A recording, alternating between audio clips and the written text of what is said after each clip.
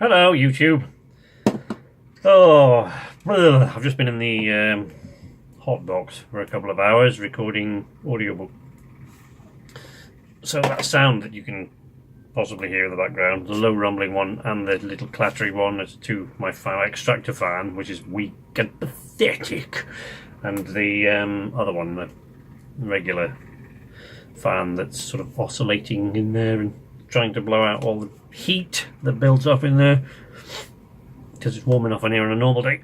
So, it's ridiculous. Actually, been a bit of an emotionally draining sort of afternoon in there because I reached like some really, really, really emotional scenes in the book, which you have to, they don't expect you to sort of act it all out, but it's, you have to sort of convey the emotion a bit, which in this case wasn't that difficult because it was something that I got a bit sort of emotional about anyway. But that's just one of those things. I don't know why I'm rambling on. So yesterday, if you remember me saying we were going to look, I was already pretty upset at estate agents, and we were going to look at a house that we thought would be ideal. Before I start this, I should actually say, in the estate agent's defense, this one wasn't actually their fault. But so Aya went without her nap. Amki and I went without an entire afternoon's work because one of the only times in the day, certainly that I can work, is when little one's asleep, because otherwise, the noise and things, and it means leaving her with Amki, which means that she gets restless after a while, and then even Amki can't work either. So yeah, we took an afternoon of not working. We took Aya, she went without her nap. I had to reschedule my medication being delivered, which is, usually wasn't too bad this time, but usually a bit of a pain to do.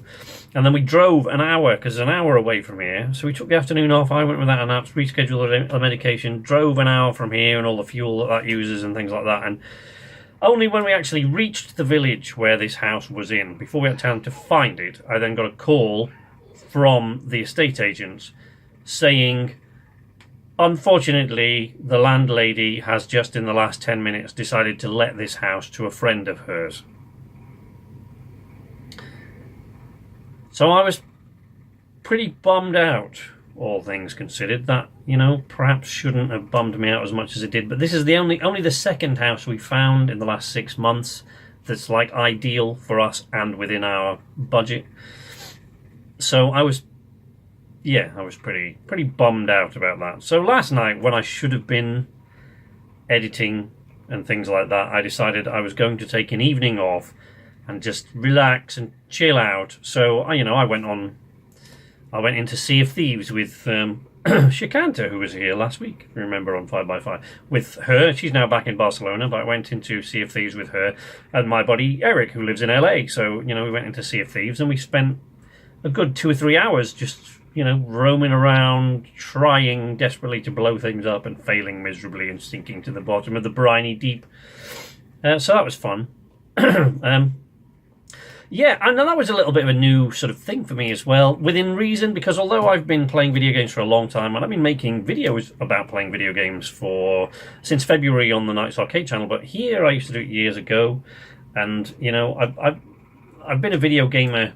It's been one of my primary passions for a very, very long time, but I've never been. It's a place that I generally go to escape people in the outside world, not to play with them. So I don't generally play multiplayer games. And when I do, on the very rare occasions, and I do mean very rare occasions, when I do play online multiplayer games, it's generally I don't mic up and sort of talk to them. I don't wear a headset. I don't do any of that. I just play through the game, and I'm just one of the people that gets thrown randomly in.